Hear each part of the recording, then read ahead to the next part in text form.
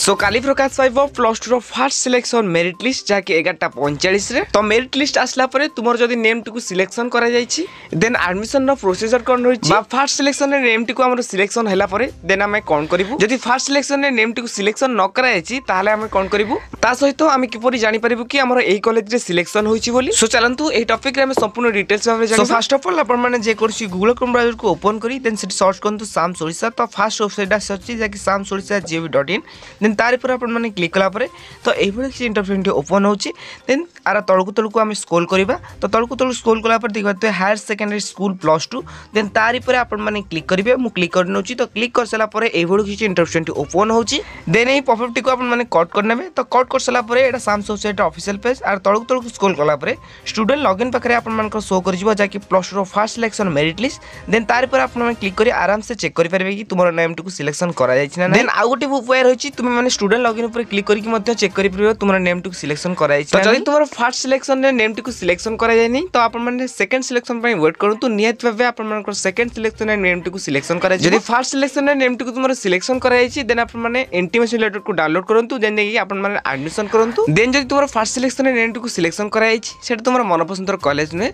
तबे तुमे माने एडमिशन करि मध्य स्लाइड अप करि परिबो देन आ जदि किछि डाउट रहउछि तो नियत भाबे कमेंट बॉक्स रे कमेंट करंतु।